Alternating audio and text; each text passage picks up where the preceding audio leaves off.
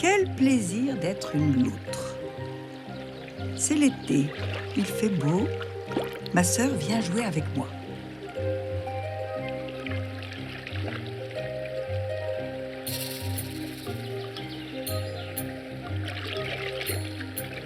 Les pirouettes, c'est nettement plus drôle à deux. C'est notre manière à nous, les loutres, de discuter en famille. Ça peut durer des heures. Quand nous sommes devenues grandes, ma sœur et moi, nous avons quitté maman. Depuis, nous vivons seules, chacune sur notre territoire. Mais nous sommes voisines. À présent, nous avons 3 ans et nous nous retrouvons de temps en temps.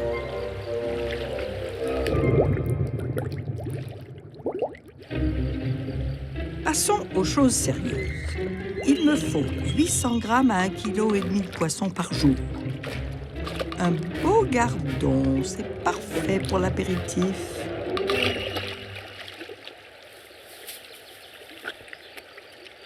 Pour les petits poissons, je commence toujours par la tête. Moi, Mitzi la loutre, je vis dans le marais poitevin. Il y a ici tout ce qui peut faire mon bonheur. De l'eau et encore de l'eau. Et des frênes têtards au bord des canaux. C'est parfait pour y installer mon refuge. Autrefois, les hommes ont conquis mon marais sur la mer. Ça leur a pris quelques siècles. Résultat, cette vaste région où le bocage s'entrelace au pâturage et aux canaux. La Terre, c'est un peu la planète des loutres. Nous appartenons à 13 espèces différentes. On nous trouve un peu partout, sauf en Océanie. La loutre d'Europe se rencontre dans toute l'Eurasie et en Afrique du Nord. Moi, je vis dans l'ouest de la France. Mon sport préféré consiste à taquiner les pêcheurs. Il y en a un qui pose régulièrement des nasses par ici. On appelle ça des bosselles. Évidemment, les remonter sur la terre ferme, ça demande quelques efforts. Mais ça en vaut la peine. Les bosselles sont des pièges à anguilles. Voyons ce qu'il y a dans celle-ci. 2 belles anguilles, un vrai festin. Il n'y a rien de plus glissant qu'une anguille.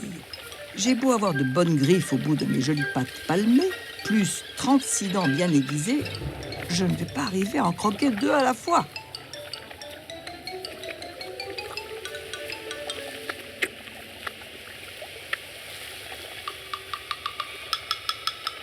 Pour la 2e anguille, c'est jour de chance.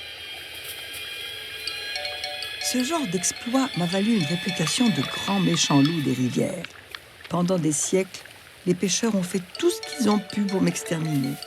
Et ils ont bien failli y arriver. Leur invention la plus barbare, le terrible piège à mâchoire. Heureusement, il est interdit en France depuis 1994.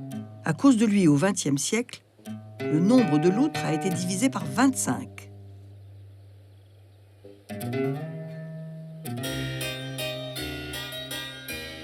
Les fourreurs aussi ont voulu ma peau. Une fourrure de plus de 40 000 poils au centimètre carré. Imperméable, légère, soyeuse. À cause d'elle, pendant des siècles, ils m'ont transformée en manteau, en col, en poignet ou même en manchon. Cet accessoire ridicule. Heureusement, la fourrure de loutre est démodée. Et moi, la loutre d'Europe, je suis devenue une espèce protégée. Il est interdit de me tuer et même de me capturer. Désormais, je coule des jours paisibles. Avec les hommes, je garde mes distances. La plupart d'entre eux ne se doutent même pas que je suis là. Mon passé m'a rendue prudente. Nous, les loutres, nous nous sommes réinstallés dans le marais en toute discrétion.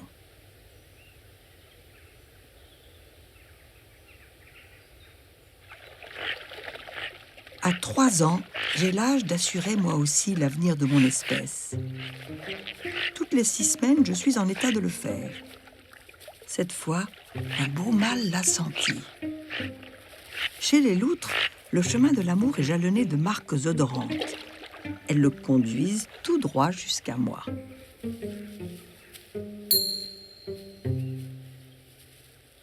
Lui aussi marque son passage.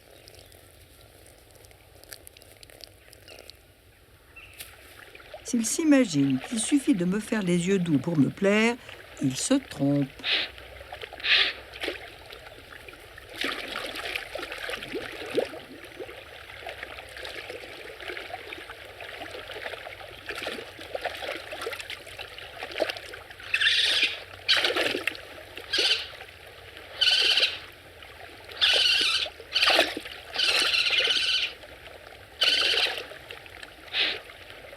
Notre première rencontre ressemble à une scène de ménage. Il va falloir qu'il fasse des efforts sérieux pour me mériter. Chez les loutres, rien ne vaut une belle bagarre pour commencer à se plaire.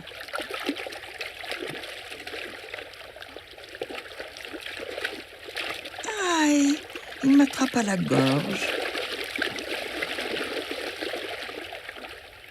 Je sens que le courant commence à passer entre nous. Ça va durer comme ça des heures, des jours entiers. Notre longue course-poursuite dans l'eau ou sur la rive du canal est ponctuée de grands cris d'amour.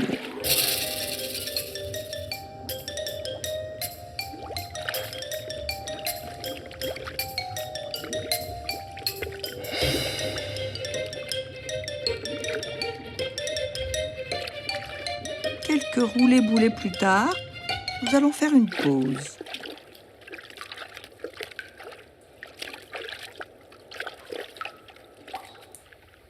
Notre petit nid douillet est bien caché sous les racines d'un chêne. En langage loutre, notre gîte s'appelle une catiche. L'entrée se trouve sous l'eau.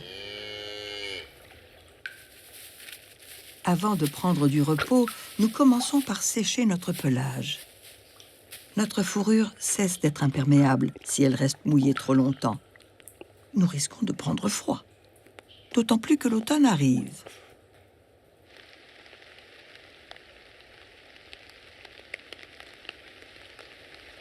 Automne aux canaux brumeux, aux prairies boueuses,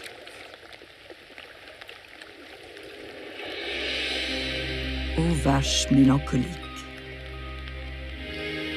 À cette saison, les anguilles descendent vers l'océan pour aller se reproduire. Elles sont nombreuses à traverser le marais.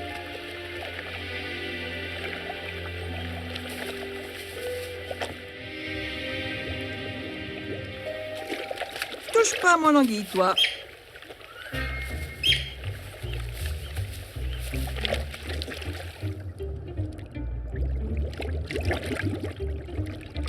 Rien ne vaut un bon repas pour mettre de la bonne humeur dans un ménage. Mais notre entente ne va pas jusqu'à partager notre déjeuner.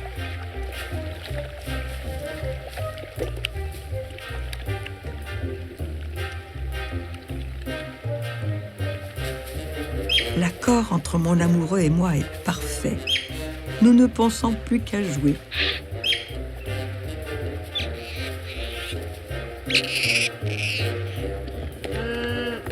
Avec l'automne, les vaches quittent le marais. Elles vont passer la mauvaise saison à l'abri.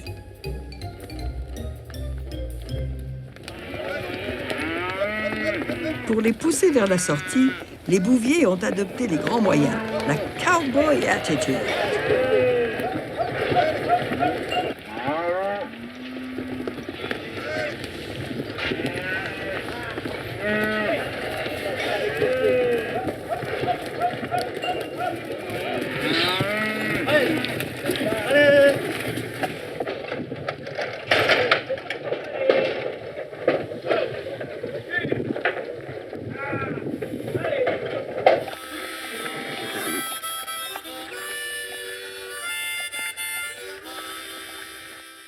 Mon compagnon est retourné chez lui, à quelques kilomètres d'ici.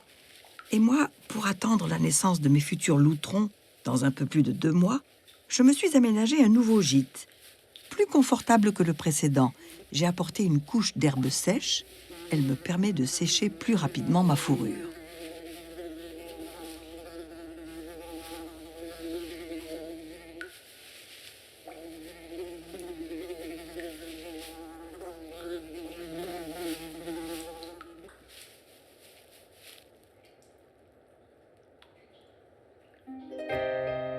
Tout irait pour le mieux si les perturbations du climat ne venaient pas me compliquer la vie.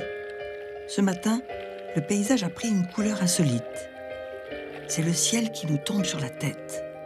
Il ne neige presque jamais dans notre marais Poitevin. Enfin, jusqu'à présent, il ne neigeait que très rarement et jamais longtemps. Depuis ma naissance, il y a 3 ans, je n'avais jamais vu ça. On parle de réchauffement climatique. Mais on devrait plutôt parler de dérèglement climatique. Les écarts de température sont de plus en plus grands. Il fait souvent plus chaud ou plus froid que la normale.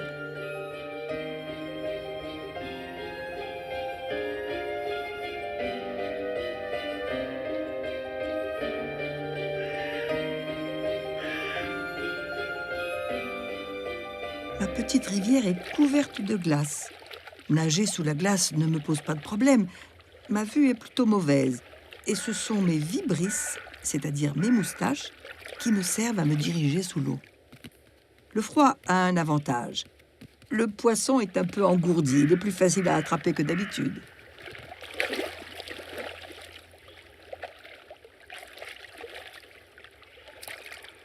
Glace ou pas, je rapporte toujours mes proies les plus volumineuses sur la terre ferme.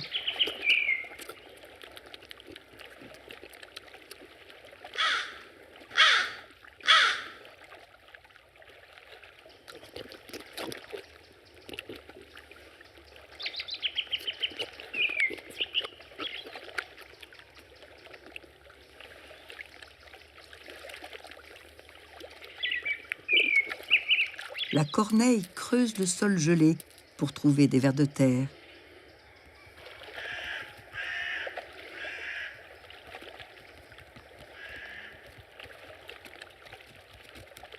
Le rouge-gorge picore la glace pour boire. Il est prudent. Il ne s'approche pas de l'eau libre. J'y suis.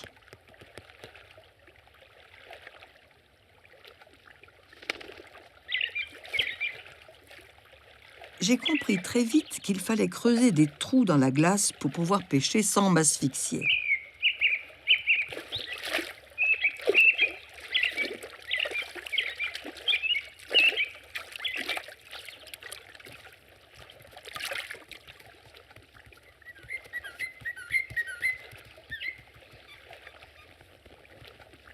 Dans le marais Poitevin, même en hiver dans la neige, ma cousine l'Hermine n'a pas de tenue de camouflage.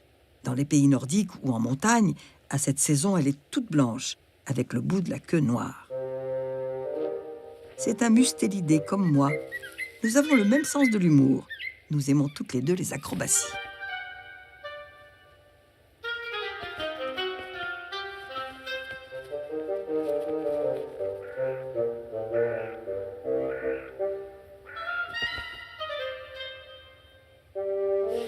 Nous avons presque la même allure, mais elle pèse 400 grammes et moi 8 kilos.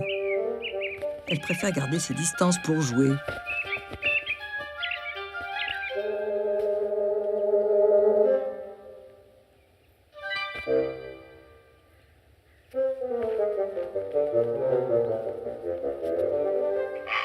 Le héron a utilisé les trous que j'ai creusés dans la glace pour pêcher.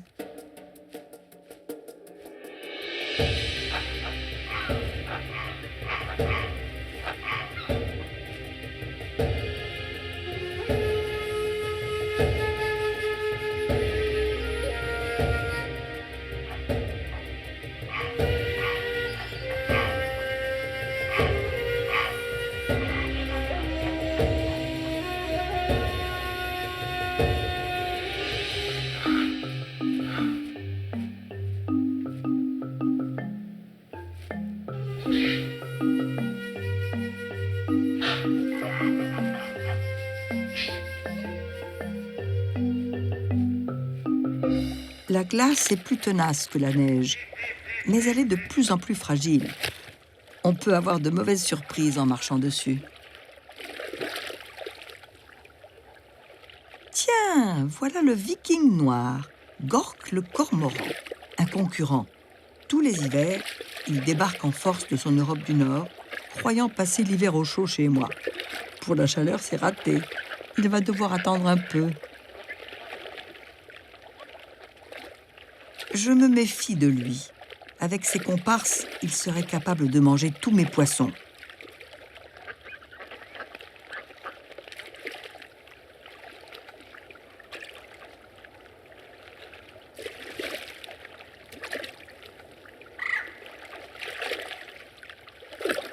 Il m'a quand même laissé de quoi me remplir l'estomac.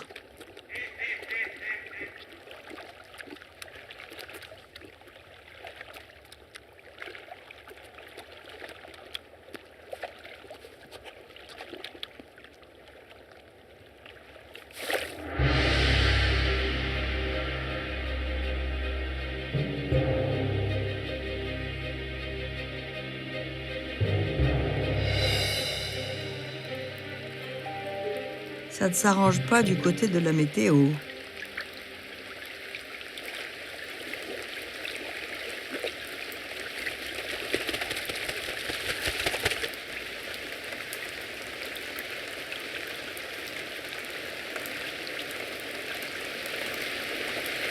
Le ragondin et moi, nous sommes des mammifères amphibies. L'eau ne devrait pas nous déranger, mais tout dépend de la quantité. Je dormais bien au sec dans ma catiche. Je ne m'étais pas aperçu que le marais Poitevin se transformait en entonnoir où s'engouffraient toutes les rivières en crue des environs. J'ai été tirée de mon sommeil par une cascade qui me tombait dessus. Mon gîte se remplissait d'eau par le haut. D'habitude, l'eau vient d'en bas.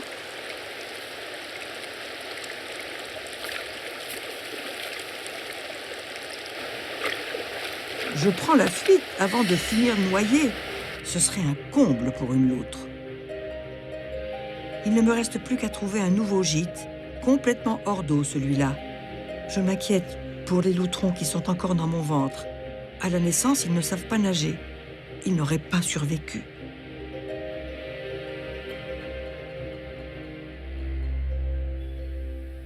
Les vieux frênes têtards, aux racines si accueillantes, sont cernés par l'eau. Les fossés débordent. Mon espèce a survécu à la chasse et au piège. Le dérèglement du climat est une menace plus sournoise, mais non moins dangereuse. Comme toute ancienne zone de crue asséchée, le marais Poitevin est très plat. Il ne faut que quelques centimètres d'eau en trop pour que les canaux et les rivières débordent. L'eau recouvre tout. Les prairies sont devenues des lacs. Sur mon domaine, j'ai plusieurs résidences secondaires. Je vais essayer d'en trouver une qui soit restée au sec. Le temps presse. La naissance de mes loutrons est proche.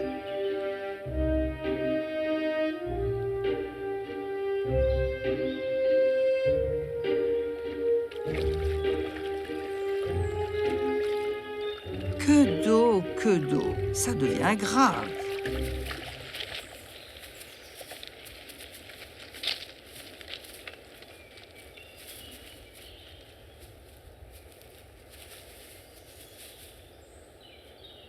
Mon frêne de secours aussi trempe dans l'eau. Il est inhabitable.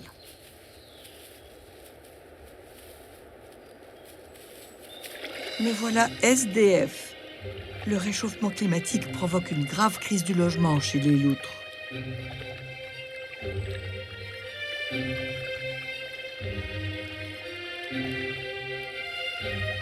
Ici, les frênes ont été plantés très haut sur la berge. Sous leurs racines, la catiche est peut-être restée hors d'eau. Je vais voir.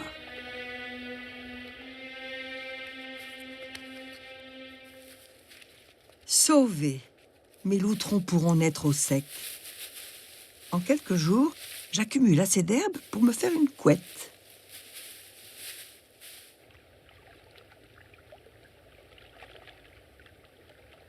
Mes voisins les plus proches sont des ragondins.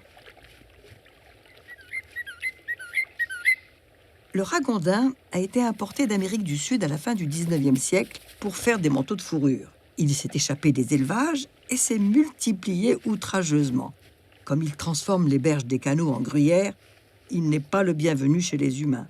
Moi, il ne me gêne guère.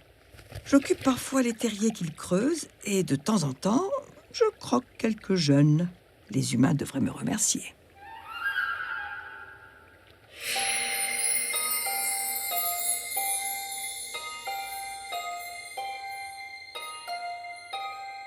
Cette nuit n'est pas une nuit comme les autres. J'ai donné naissance à mes 2 premiers loutrons.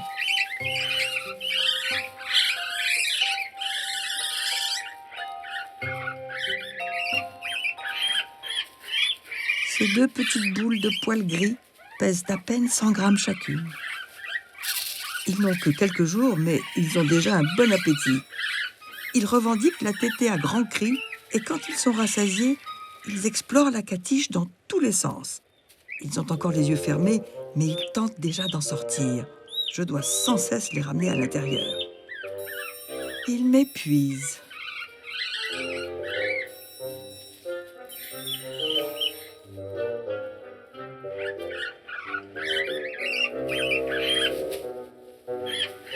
Les premiers jours, je ne les quitte pas des yeux.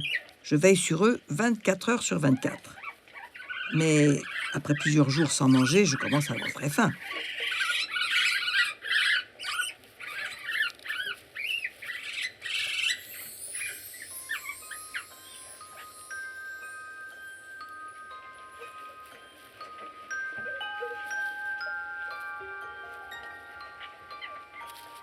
J'attends qu'ils s'endorment pour aller me nourrir.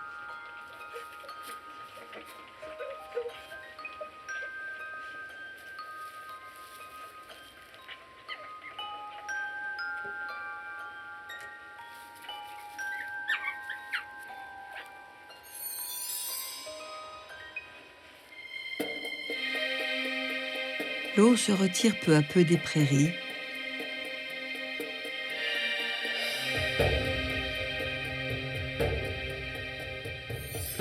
Moi, je suis repartie à la chasse aux calories. Une écrevisse de Louisiane, succulente. Mais c'est une calamité, une vraie catastrophe écologique. Elle est arrivée des États-Unis et il y en aurait plus d'1 tonne par hectare dans ma région. Elle dévore tout dans nos rivières. Les plantes, les têtards, les œufs de poisson, les escargots. Je me rends utile en croquant le plus possible. Mais il faudrait encore plus de loutres pour en venir à bout.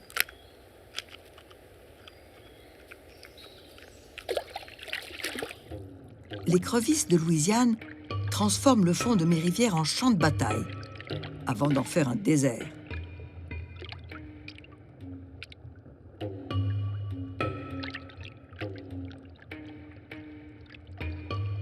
La petite grise a attrapé un bébé brochet. Elle ne va pas en profiter longtemps. Les grands prédateurs qui l'entourent vont en faire l'enjeu d'une guerre sans merci.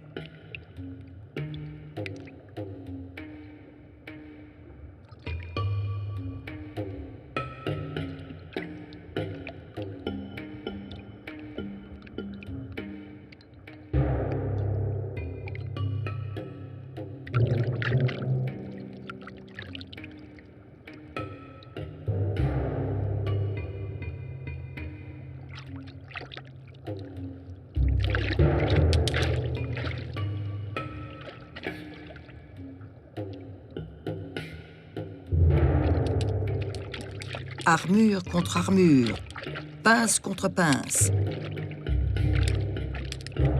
Une armée de chevaliers cuirassés s'affronte.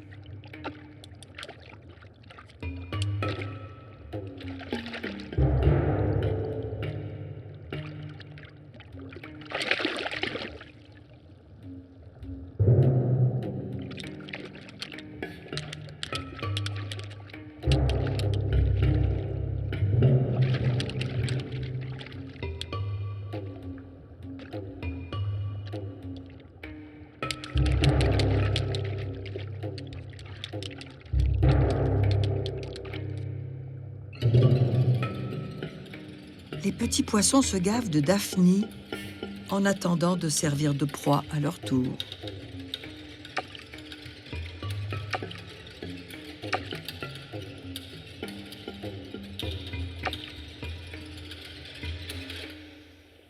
Loin de ces jeux de massacre, dans la catiche, mes petits trésors grandissent en toute innocence.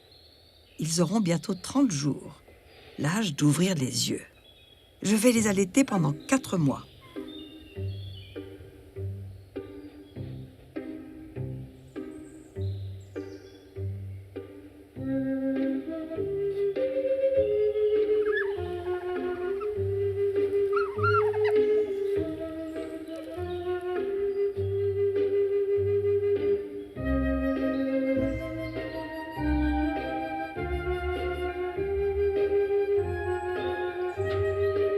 Au-dessus de nos têtes, le printemps est revenu.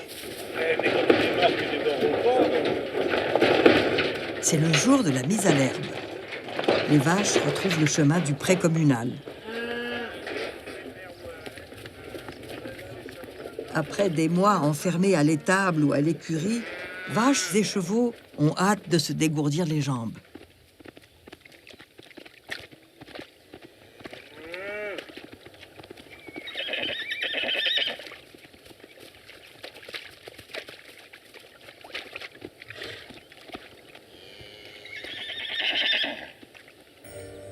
Les oiseaux migrateurs qui nichent dans le marais sont revenus de leur quartier d'hiver, dans les pays du Sud.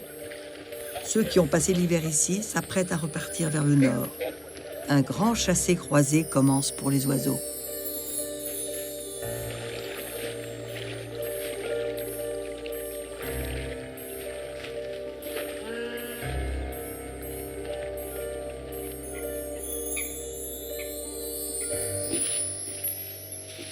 Après des mois de régime foin et granulé, les vaches se gavent d'herbes fraîches.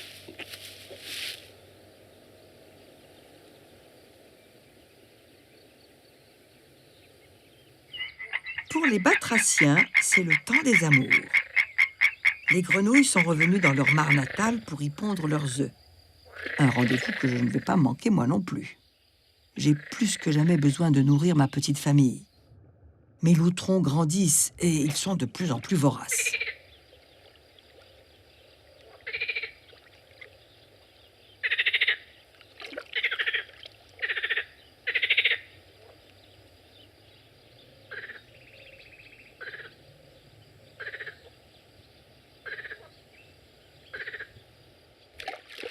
La réserve de Nallier-Mouzeuil est un vrai garde-manger.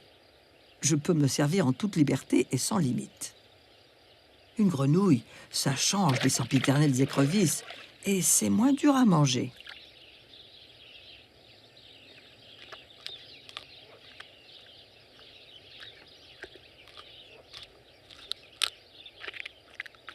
Je suis une espèce protégée, j'en profite.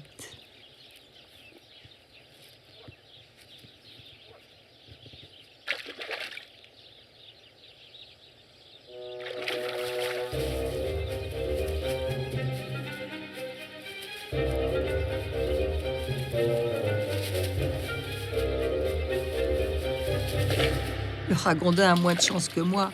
Lui, c'est une espèce invasive, nuisible aux yeux des humains. Il s'est laissé piéger. Son avenir s'annonce plutôt sombre. Il est trop gros pour que j'en fasse mon déjeuner et il a un sale caractère. Allons voir plus loin.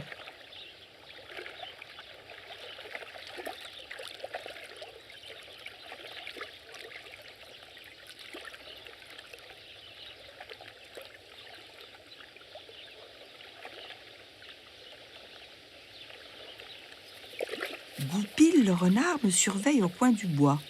Il aimerait bien partager mon festin. Je viens d'attraper un carassin bien gras. Goupil et moi, nous ne sommes pas amis. Je suis un concentré de muscles, mes mâchoires sont redoutables.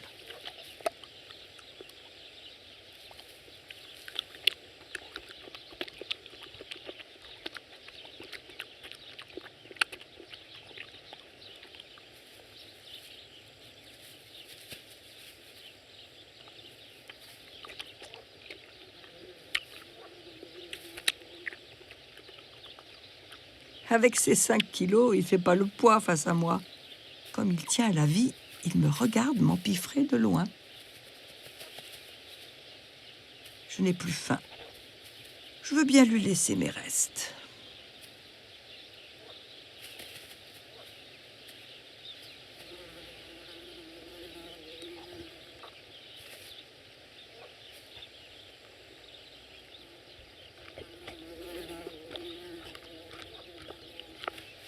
Après ce festin, je prends le temps de sécher ma fourrure et de me débarrasser du mucus de poisson qui colle à mes moustaches.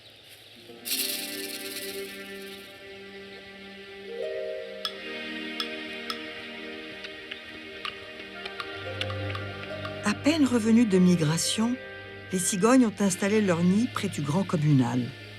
Elles n'auront aucun mal à nourrir leurs cigogneaux. Les mares sont de vraies réserves d'écrevisses de Louisiane. Sous la héronnière, une grande aigrette est tombée du nid. Elle a raté son premier vol. Elle agonise, une patte cassée, le ventre ouvert. Au sol, une appétissante odeur de fiente parfumée au poisson pourri flotte dans l'air.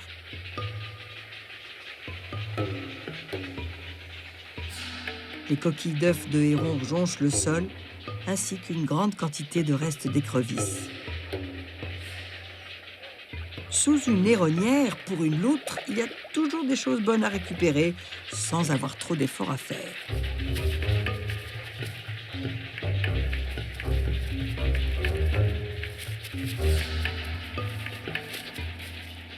Bof, encore de l'écrevisse.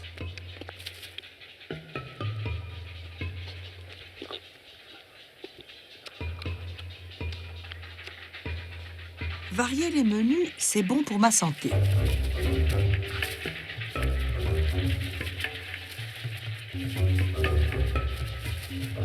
Une grande aigrette, c'est exactement ce que je suis venue chercher.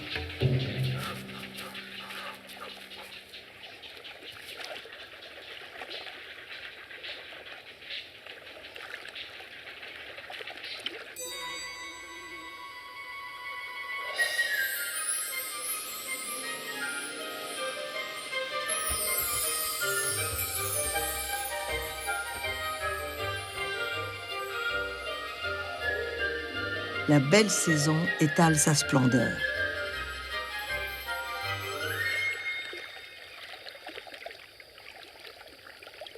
Le métier de loutre, ça s'apprend. Lorsqu'ils ont eu un peu plus de 3 mois, j'ai appris à nager à mes loutrons. Je suis un bon professeur. Ils ont à présent 4 mois. Le plus hardi des deux commence à bien se débrouiller tout seul. Il me suit dans la rivière et je lui apprends à attraper lui-même des petits poissons. Bientôt, il pourra se passer de mes conseils. Il chassera les gros poissons avec sa sœur sans avoir besoin de mon aide.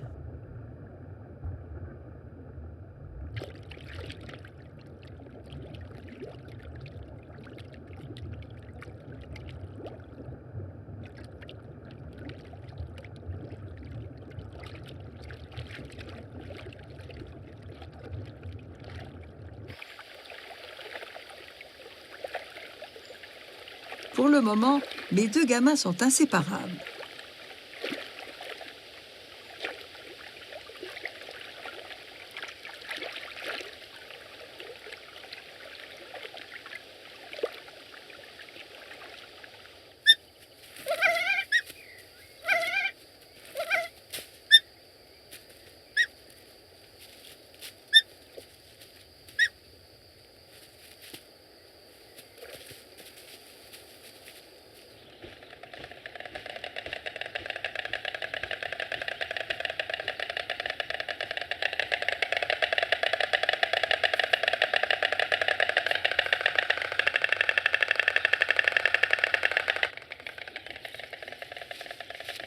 Quelques semaines plus tard, ils n'ont plus besoin que je m'occupe d'eux à chaque instant.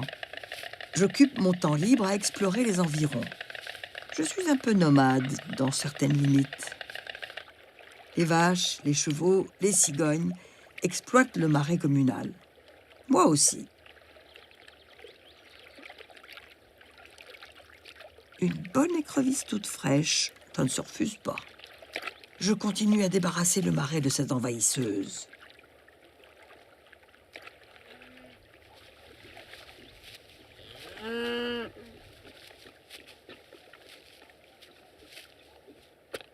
Une écrevisse qui craque sous la dent, quel délice!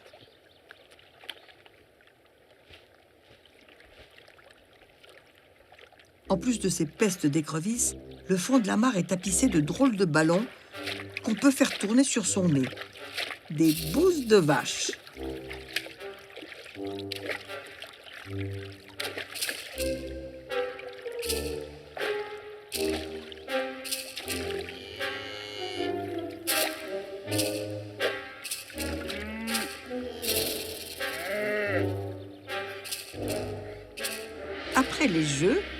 je repars au ravitaillement.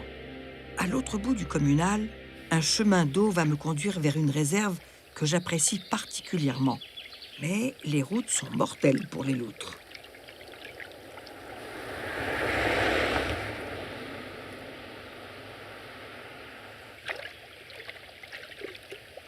Comment les éviter? Il y en a partout. Et quand les buses qui passent dessous sont pleines d'eau, elles sont impraticables pour moi.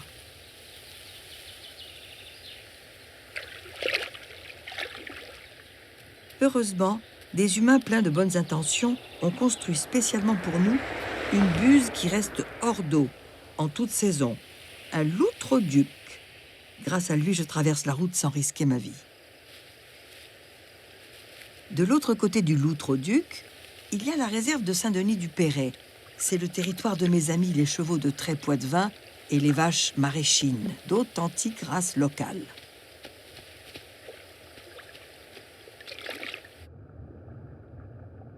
Le fond du canal est une jungle remplie de petits poissons et d'organismes comestibles de toutes sortes. Mais après mon festin d'écrevisses, je n'ai plus faim. Nous, les loutres, nous sommes de sempiternelles voyageuses. Je ne tiens pas en place. En circulant d'un bout à l'autre de mon territoire, je repère l'emplacement de mes futurs gîtes, qu'ils soient résidence principale ou résidence secondaire.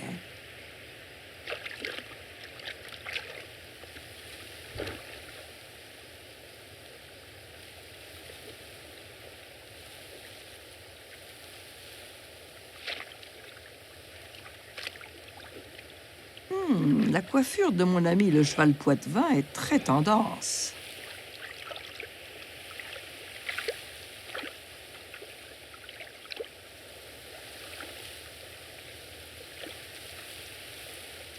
Les distractions sont rares par ici. Regarder passer une loutre, c'est un grand événement dans la journée d'une vache maréchine.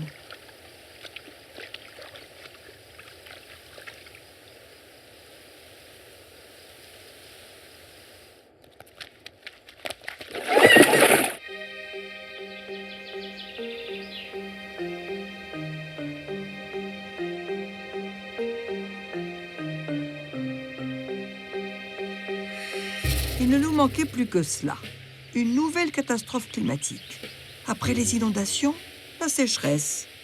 Jour après jour, le niveau de l'eau baisse dans les canaux. Au bout de quelques semaines, il ne reste plus que quelques flaques, des rigoles dans lesquelles même le poisson-chat a du mal à circuler.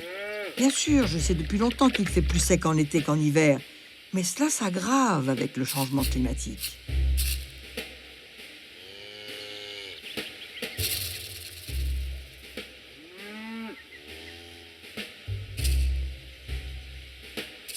Les seuls habitants des canaux capables de survivre sans eau, ce sont les écrevisses de Louisiane.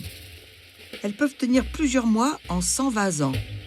Elles ne survivent pas toutes, mais il en restera suffisamment pour qu'elles recommencent à se multiplier lorsque le niveau de l'eau redeviendra normal.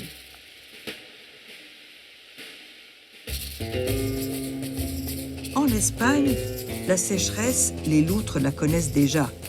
Je risque de connaître le même sort qu'elles.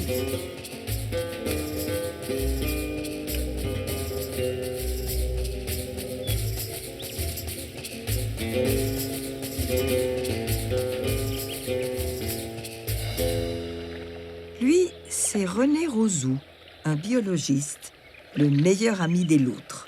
René a passé sa vie à nous étudier. Attention, René, ça glisse. Le fond de la rivière est tapissé d'algues. Mais rien n'arrête René quand il s'agit d'observer les loutres.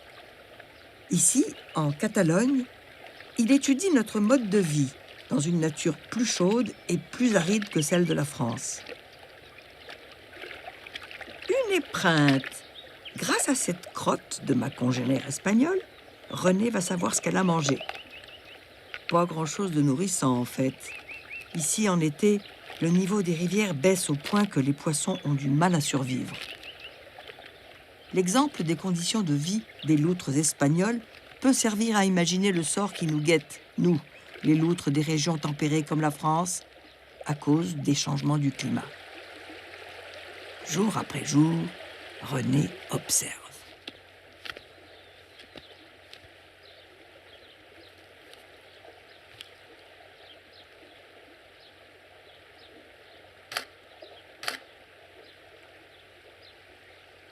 Les ancêtres de la loutre vivaient il y a très longtemps, évidemment, et les ancêtres du genre loutra vivaient il y a à peu près 5,3 et 3,4 millions d'années, il y a très longtemps. Mais il faut savoir que la loutre d'Europe, les ancêtres de la loutre d'Europe, on a des traces beaucoup plus récentes. On n'a pas trouvé de traces de vestiges vraiment anciens. Et donc, les premières traces, les premiers ossements de loutre d'Europe qu'on a trouvés, c'était seulement il y a 10 000 ans. Donc, c'était à l'Holocène.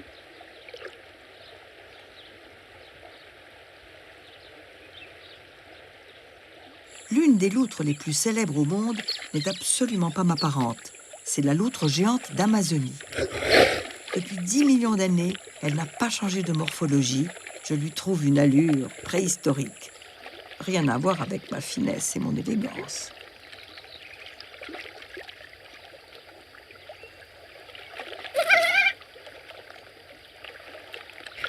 La loutre d'Europe, c'est une loutre qui est très adaptable. On la voit un peu partout, quasiment du cercle polaire au Maghreb, aux zones subdésertiques. Pendant la dernière glaciation, quasiment toutes les loutres ont disparu, en partie d'Europe occidentale, et certaines ont migré vers le sud dans des zones plus clémentes, ce qu'on appelle le refuge glaciaire, et c'est comme ça que la loutre a survécu. Il ne faut pas penser qu'elle est toujours adaptable. Le réchauffement climatique implique des choses tout aussi graves et tout aussi importantes que les grands froids. C'est-à-dire que l'eau s'évapore, les rivières s'assèchent, les étangs s'assèchent aussi, et donc au stade ultime, quand les rivières s'assèchent trop régulièrement, il n'y a plus de poissons évidemment. Il reste quelques amphibiens, parfois quelques crustacés dans des petites mares, comme on en voit en Espagne aujourd'hui dans les zones sèches en été. Quand les rivières se réduisent à de petites mares, parfois éloignées de dizaines de kilomètres les unes des autres, et qu'elles ne contiennent plus ni eau ni poissons, certaines loutres, qui s'épuisent à les rejoindre, meurent de faim. En Espagne, c'est parfois le cas de vieilles loutres, chassées des bons coins de pêche par de plus jeunes. En France, les loutres n'en sont pas encore là, pourvu que ça dure.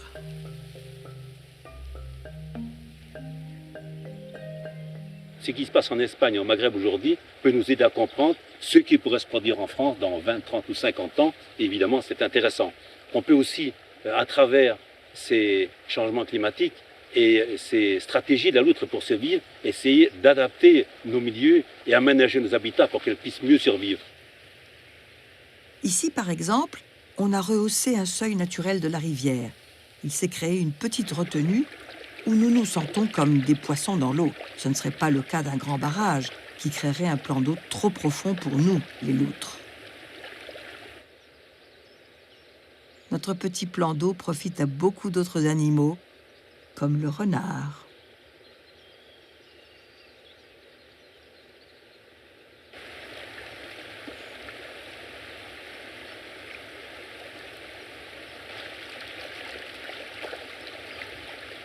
Une bergeronnette grise. Elle niche toujours près de l'eau.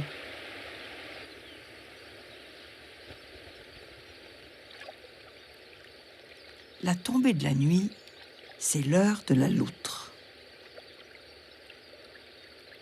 Les changements climatiques sont très rapides, alors qu'avant ça se passait sur des centaines, voire des milliers d'années. Elle avait le temps de s'adapter, de migrer ou de changer de régime alimentaire. Si ça intervient trop vite, évidemment, les capacités de survie et les stratégies de survie de la loutre changent et elle ne sera peut-être pas capable de s'adapter. L'art de la pêche pour une loutre, ça consiste aussi à savoir remonter le courant. Il faut toujours pêcher à contre-courant. Je montre l'exemple à mes deux jeunes. Ils comprennent vite.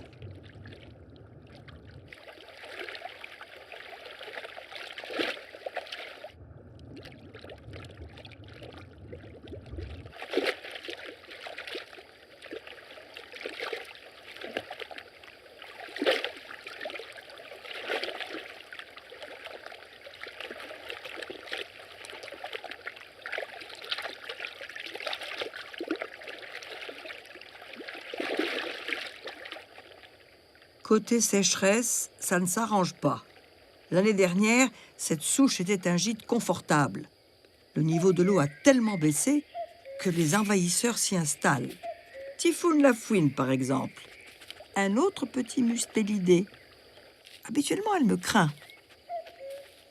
Rien ne va plus dans notre marais réchauffé.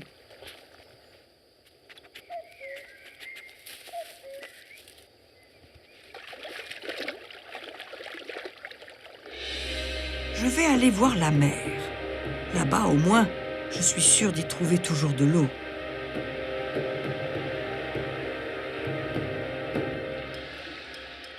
Au bord de l'océan Atlantique, près du rivage de la baie de l'Aiguillon, il y a d'immenses vasières où l'on trouve toujours quelque chose à pêcher.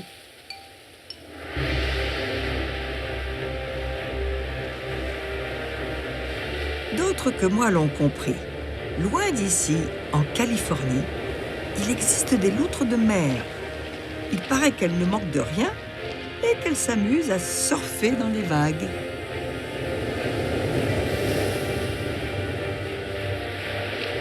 Je ne suis pas sûre de vouloir installer mon gîte sur cette plage européenne. Le terrain est un peu trop découvert à mon goût. Ça manque de discrétion. Où voulez-vous installer un abri ? Il n'y a pas de vieux frênes têtards par ici. Cependant, l'intérêt d'une plage, c'est qu'à marée descendante, il est facile d'y trouver à manger.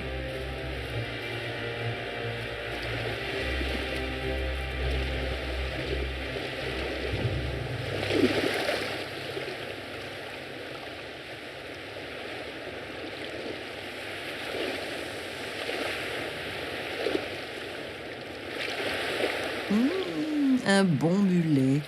Voilà un vrai festin pour une loutre.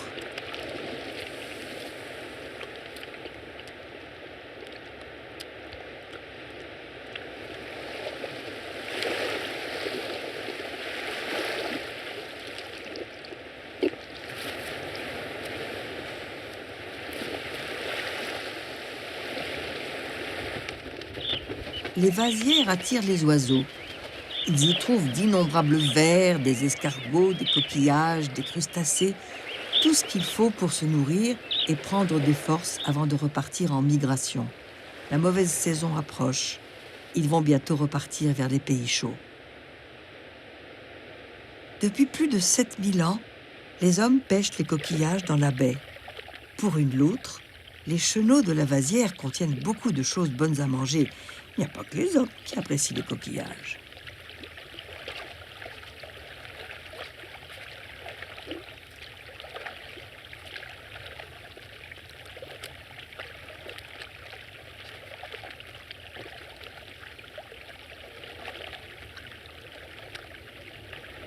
Une anguille. Pas question de la laisser filer vers l'océan.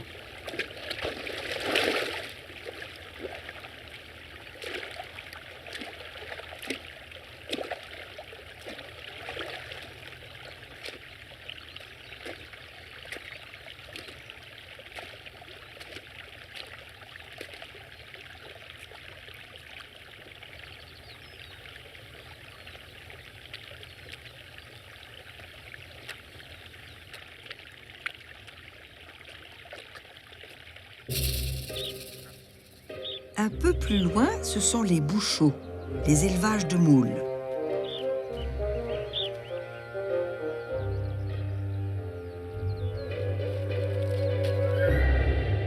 Les bouchots, ça ressemble à une forêt, mais là non plus, il n'y a pas de frêne têtard pour installer ma catiche. Et les moules ne m'intéressent pas vraiment.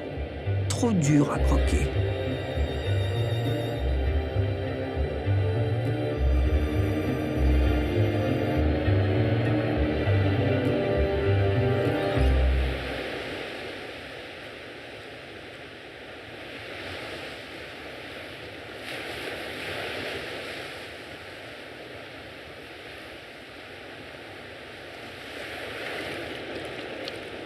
Les moules peuvent rester accrochés à leur bouchot. Je préfère le crabe vert.